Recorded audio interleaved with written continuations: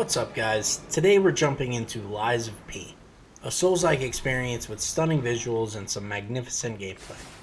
It is easily among my favorites of the Souls-likes. The game takes very obvious inspiration from Bloodborne, Sekiro, and Elden Ring, but still is able to make itself feel new and refreshing. It successfully stands out in a genre niche that has some of the highest standards set in all of the gaming industry. Without wasting any more time, this is why I love Lies of P.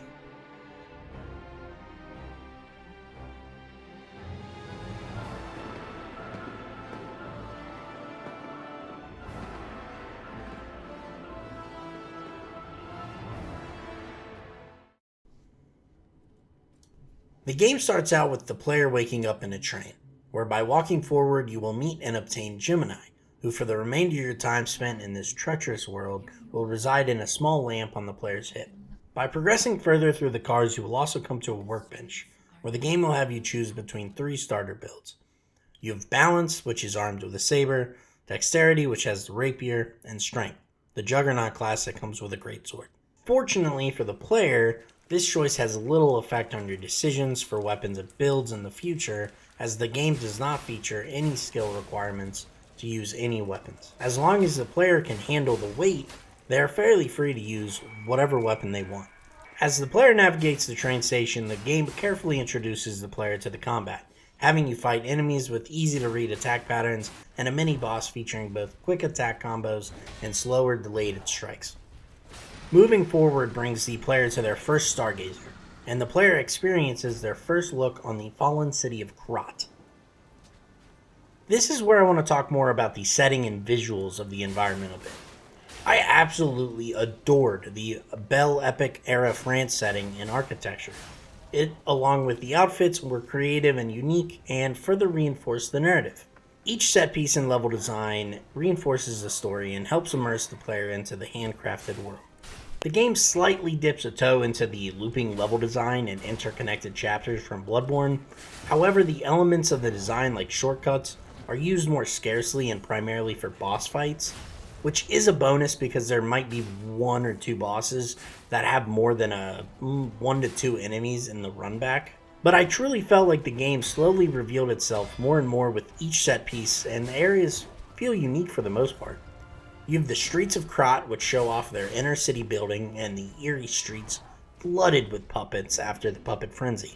Next, you have Venini Works, the industrialist factory producing the puppet and advancing humanoid technology with their creative designs. After these early areas, you get introduced to the carcasses that reside in the Moonlight Village. Due to the setting and environment contrasting so well to the prior areas, the player can easily deduce that there is more than meets the eye to the puppet frenzy and fall of Krat.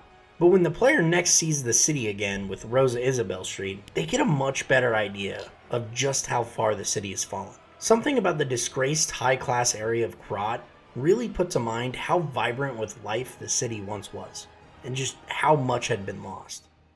I absolutely loved the Opera House and the White Lady boss fight, and really felt like I was seeing a glimpse into what was life like. I felt like the setting and environment slightly declined in the game once we returned to the Krat Central Station the second time around. Coming off fresh from the barren swamp, I was looking forward to a slightly more lively setting, and found myself disappointed to see that the remaining chapters pretty much felt the same. I was not a huge fan of the reskinned areas, and while I think it was cool at times, I felt like it might have been better executed. But progressing forward from the first Stargazer, the player finds themselves outside the Krat Central Station.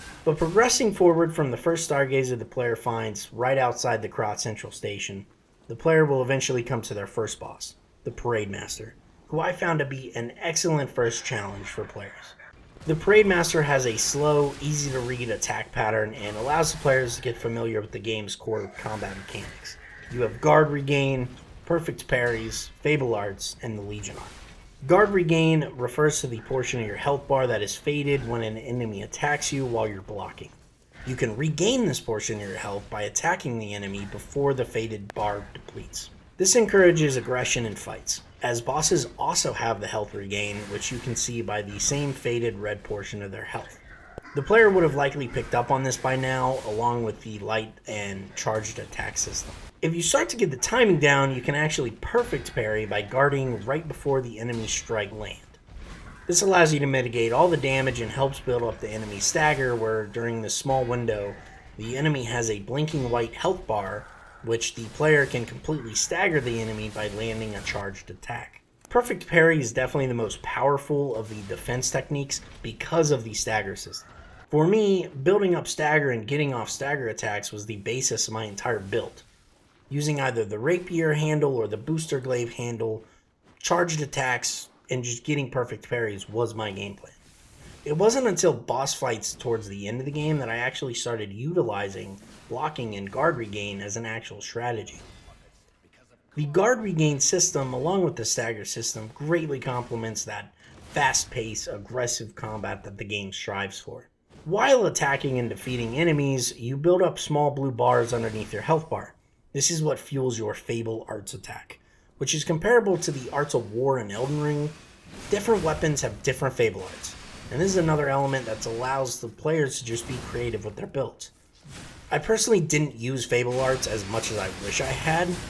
I've seen some amazing and powerful Fable Arts builds, and I definitely can look back and recognize numerous times that I could have probably used them a lot more efficiently. At this early point in the game, I rarely found a reason to use my Legion arm, at all, and found it a little bit more gimmicky. It wasn't until later that I found the Legion arms to actually be useful in combat and farming, but the Legion arm system has many uses, and it's just another tool that the game puts in the player's arsenal. After the Parade Master, the game brings you to Hotel Krat, your home base for the rest of the game. They really nailed the hotel's interior design and made it feel safe, elegant, and magical. Literally magical. You can meet Sophia, the blue-haired fairy of Liza P., and someone you will need to speak to going forward in order to level up for most of the game. You talk to a few NPCs, including Antonia, who is fighting off some weird illness that you will later discover to be the petrification disease. You also have Eugenie, who will be your local weaponry expert for you to upgrade weapons, alter handles, and assemble wacky weapon builds. Once you familiarize yourself with the NPCs and the merchants currently available to you in the hotel, you head out on the quest that Sophia gave you, to find Geppetto. So you open the gate to the main road and you press on into downtown Krat. The streets of downtown Krat are crowded with mad puppets who do their best, sometimes successfully, to prevent you from finding your father. But after traversing the lifeless and desolate streets and the haunting rooftops above, you find your way to a bridge with a carriage. You learn that Geppetto is in the carriage, but you must fight the madman trying to break in. The Mad Donkey, I should say. The Mad Donkey fight is the player's first encounter with a human combatant, or what the game calls stalkers. Stalkers are also the game's interesting way to depict the animal characters from the original story that messed with Pinocchio along his journey. I thought the stalkers all having animal masks was clever and creative. This fight taught me the importance of backstabs and showed me how broken they are against any stalker. Hands down, my biggest issue with the stalker fights is how each one felt the same, and I don't think I ever died to them. But after the player's introduction to the stalkers, they press onward across the bridge where they find the Scrapped Watchman. The Scrapped Watchman is a giant police puppet, essentially, and was by far my most difficult boss up to this point. The Scrapped Watchman probably taught me the most about the game's combat, showing me that it wasn't just important to master the different defensive tactics, but that it was also about knowing which technique to use at which time. Liza P does a beautiful job at creating choice in combat, and one of the ways they do this is through the defensive mechanics. We have a perfect parry, which is typically used more on bosses and some mini-bosses throughout the game. Then there's dodging, which will probably be used the most throughout the game, as it seems to be the best way to handle regular enemies throughout the chapters. While perfect parry may be better in some close encounters, dodging is more useful to create some space between you and the boss, allowing the player time to heal, repair their weapon, or use consumables. There is also the guard regain, which can be used as the safer option, which has more downside but less risky than the alternatives. There's even a fourth strategy, which is best in some of the boss attacks, which is to simply run away. This game gives you an arsenal of ways to mitigate damage and avoid attacks, and it creates this fun mix and dance between you and the enemy. Whether it be the nameless puppet, Scrapped Watchman, or a butler puppet on the streets, This game allows you to choose how you want to handle it and lets you figure out which technique is best for which attacks. After the scrapped Watchman, the player journeys into Venini Works, the industrial factory that's producing the puppets. You're tasked with stopping the production so that you can put an end to the frenzy. I loved the way they built up this area, and it gives the player more insight into how integral the puppets were to the way of life in Krat. Since this is where the puppets are created in the story, I would like to take a minute to discuss the enemy design. I'll talk more about enemy balancing and the design and combat later on in the video. This part is more regarding the aesthetic and visuals, which Liza P knocks out of the park. I felt the variety and methodical art choices really enabled the puppets to fully illustrate what role each puppet had in the pre-puppet frenzy. Wow, that was a lot of peas. But there's also police puppets, butler puppets, and even mad clown puppets. And I was impressed enough with the diverse variety of the regular puppet enemies, but then the game introduces you to carcasses, which increase the amount of unique enemies immensely. But progressing through the game and constantly finding new types of enemies with different attack patterns and designs kept the game refreshing and allowed for the chapters to not get tedious and mundane, even if I was not a fan of the method they used to rebalance the later game enemies. Overall, Liza P does an incredible job at immersing the player into the world with the visuals, and the puppets are no exception. The carefully crafted puppets do wonders for the narrative and help the player buy into the mysterious world of Krat. Advancing through the factory, the player will meet the Black Cat and the Red Fox for the first time. These are two stalkers who were hired by Venini to help regain the factory, but ultimately the Black Cat and Red Fox leave that task to you. Throughout the game, these two NPCs do a good job at mirroring their original roles in the novel by Carlo Collodi. They continuously trick the player and leave them to do all the heavy lifting. In this area, the player also has the chance to fight two optional bosses in the Puppet of the Future and the Survivor. If the player has already drained the Lake of Poison, the Puppet of the Future boss fight is no challenge. The enemy has incredibly slow attacks, and you can pretty much stand by his feet and attack with limited opportunities for the boss to even hit you. The Survivor is in a similar situation, as this fight is another Stalker fight. The only tricky part is that the fight takes place in a small room, but even that does not present much of a challenge. Prior to running into the final boss of the factory, the player will meet the CEO and wealthy socialite Venini, owner of the factory. This is where I want to take a minute and discuss one of the overarching themes of the story. Greed.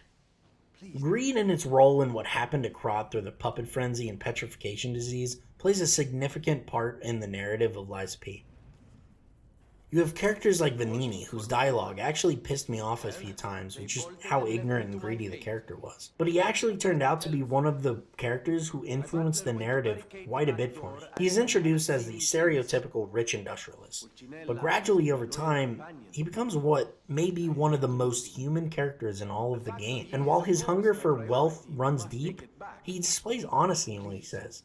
Like when he said, "When push comes to shove, I freeze." And he displays a hint of compassion through his more active role in guiding the player through the story and doing what he can to help the people of Krat in the aftermath of the puppet frenzy. But the element of the story I kept thinking about was greed. How greed embodies numerous different forms within its characters. Venini, who obviously had a greed for wealth. Geppetto, who has astounding greed to have his son back, even at the cost of an entire city.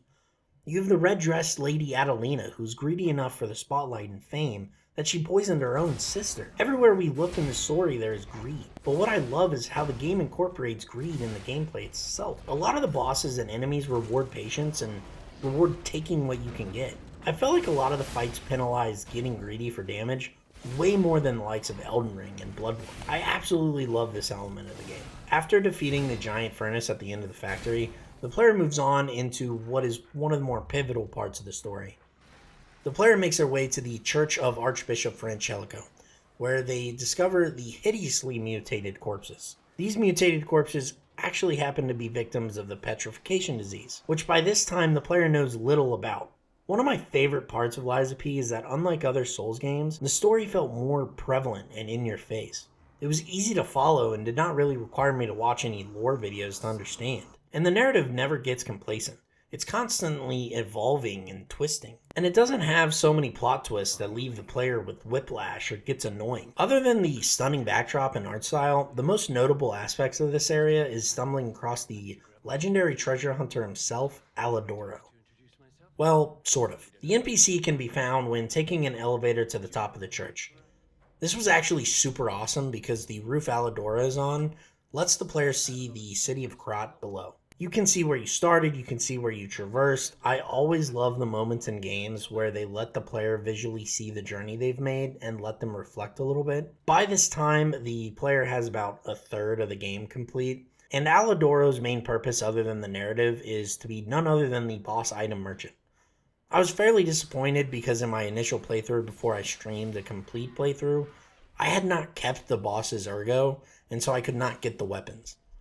This resulted in me starting over completely. He's one of the more charming and humorous characters, and I found his story quite interesting. You talk to him throughout the game, and he was a lot more integral to the plot of Lies of P than I initially figured he would be.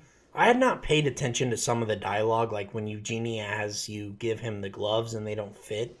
So when I got to the point where the NPC confesses that he's not actually the Alidoro and is just his old partner, I was fairly surprised. He tells you that there were some complications and he ended up killing Alidoro. But for some reason, the first time I got to this point, I chose to just fight him and kill him instantly. But thinking back on it, I don't know why. While not maybe a good person morally, he's the only version of Alidoro that the player gets to know. I never spoke to the real one, and I'm not sure why I felt betrayed. I guess him revealing the location of Hotel Krat to the alchemist did it, but for the narrative, I found this to be sort of a plot hole. And Tanya reveals to you that there's a secret passage from the hotel to the Isle of the Alchemist. So I'm not sure why Alidoro needed to do anything to help them. They should have already known the location, so I didn't understand this part of the story, but I'll just move on. The boss of the church area also introduces the player to bosses with 2 health bars, and the multiple health bars is something that I have heavy criticism of. I feel like this should have been more reserved for specific bosses, but going forward, nearly every single boss will have 2 health bars. I think they should have started this system off with Romeo, the King of Puppets, whose fight ends up about halfway through the story, so it would make sense. I have little notes on the Black Rabbit Brotherhood area that comes after the church, except for that the fight was annoying and I wish we could leave gang boss fights in the past, so I'm just move on to the next area. The next area is one of my favorites in the whole game, Rosa Isabel Street. You get this key from Antonia, and this will be where you end up in the Opera House. I was almost disappointed in how short this area felt in comparison to some others. I loved the visuals and felt like this part of the story really hit home with how much Krat has fallen. The player can plainly see how vibrant the life used to be and how Krat has truly become a small shadow of itself. I also found the Mad Clown Puppet to be one of the more unique and fun optional bosses. I actually sort of wish they just made this boss a mandatory one, because he was actually as difficult, if not more difficult, than a good amount of the regular bosses for me. But after the Mad Clown fight, the player enters the Opera House. And I think the Opera House is where the game really gets to show off its architecture and set design, and the boss area, the King of Puppets, truly lives up to the elegance of the set. The King of Puppets fight was one of my favorites in the game. He looked so cool, and this was another monumental part of the story, where I really started to question Geppetto's intentions and motives. The first phase of the boss looked amazing, and I was instantly loving this fight, but then seeing Romeo pop out of the giant mech, I was sort of terrified, and rightly so. I beat Romeo on my 3rd try, and the part I loved most about this fight is that it was one of the only fights in the game that are actually against a truly humanoid puppet that behaves and fights like a stalker. He didn't have backstabs as the primary way to beat him, so I felt like it was more of an elegant dance, and I just loved it. Once he made a move, I responded, and it felt like an even match. I think this is the closest the player gets to fighting themselves, including the nameless puppet. Next up, the player comes to the Grand Exhibition, an area I found to be super similar environmentally to the Opera House and Rosa Isabel Street, so I loved it. Despite how annoying I found traversing the ceiling area was, there was just so many cheap shots in this area that the game didn't feel balanced or fun. It was just annoying to me. You gotta be shitting me. I have a lot less notes on the rest of the game. I felt the chapters sort of felt a lot more similar than previous areas did. Not necessarily criticizing this, but after the Barren Swamp, you are basically fighting the same enemies for the remainder of the game. So instead, this is where I want to discuss enemy balancing, which I thought the early and mid game did wondrously. However, some of the ways they made the enemies harder in the later game was lazy in my opinion. It reminded me of when Resident Evil 4 turns into night and the enemies suddenly have some weird virus that is popping out and whacking with long tentacle arms. It's really annoying. And while the early and mid games seem a lot more methodically and carefully thought out, the late game just seems like they implemented more enemies with more cheap shots. For example, when you stun bosses and some enemies in the late game, they have one extra attack as they fall. And I just found this to be unnecessary and annoying. There would have been better ways to make the enemy more difficult. I did not want to make this video super long as I'm still getting the hang of making these videos. Plus there are hundreds of videos already, it seems, on story analysis and reviews of Lies of P. Really wanted to bring home the fact that this game is one of the best Souls-likes I've ever played, and there's only a few more topics I want to discuss. The combat felt smooth and fun, and I think the game does narrative and storytelling better than some actual From Software games. I'm super excited for the DLC and sequel for this game, and I hope they put the same level of methodical craftsmanship and time to those as they did for this game. They used some of the best elements from different Souls-like games for inspiration, but still made the game feel unique and innovative. Even simple changes like pulse cells being able to be recharged after you use them all heavily affected the gameplay. It brought more choices to boss fights where if you ran out of heals, you had to balance getting hits to charge the cells back and not put yourself at risk for more hits. Another part of the narrative I loved was Arlecchino, the King of Riddles. When I got to the Isle of the Alchemist and reached this point, the way I viewed a lot of the story changed. Primarily the way I thought of the early game.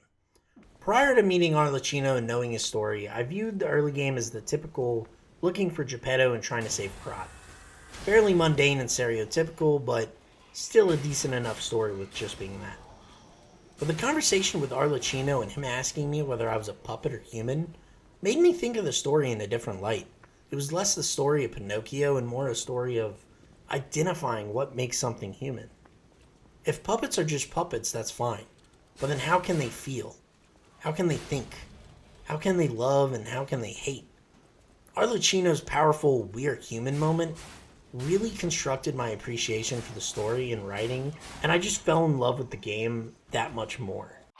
Finally, you understand! Yes, we are human. The weapon assembly system alone could make this game feel like its own thing. This mixed with the lack of stat requirements to use weapons completely enabled players to take their creativity and turn whatever wacky idea they had into an actual weapon build they can use. If you want to use a high damage and high guard blade and mix it with a specific handle for a certain moveset you like, you can. You can even change and upgrade the type of scaling a handle does. So if there's a moveset you like but it scales in motivity and you're running a technique build, you can make it work well. There are two final topics I want to discuss. The secret boss of Lies of P and the Spectre who you can summon in many of the boss fights. Throughout the game, the player will collect star fragments. Using these star fragments at the altars located outside most of the majority boss fights will summon the Spectre NPC to assist the player. For balance's sake, I am assuming the Spectre's damage sucks. It seems to be meant more to just draw attention and let the player attack more. Seems to be one of the primary uses and focuses of the golden fruit system as well, where the players can go to the golden fruit tree after a certain amount of time and collect more golden fruit coins. These gold fruit coins are used for the cube, another tool that the player has access to. The cube basically acts like sort of a wondrous potion from Elden Ring. The player purchases charges for the cube that do a variety of things. These primarily focus on buffs for the summon, but there are also heals and buffs for the player as well. Overall, I found the cube and golden fruit system to be more gimmicky than anything, and I barely touched it.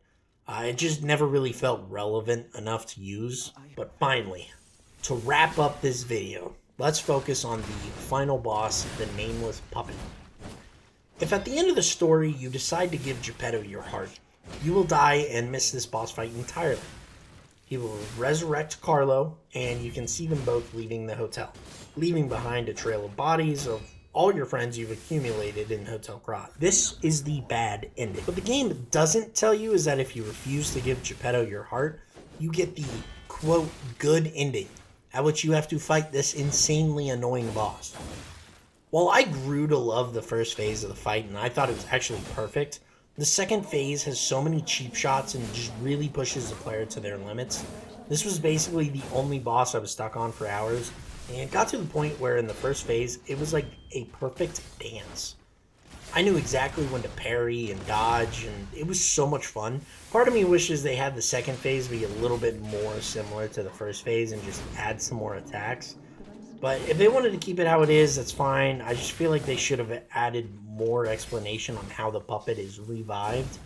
The game doesn't really provide any context for how the puppet came to life again after you cut its head off. But either way, if you survive through all of Geppetto's deceit and schemes and make it to the end of the game, you will give Ergo to what looks like a Sophia in a new form. She wakes up, confesses that she's missed you, and the player passes out from what I assume to be exhaustion.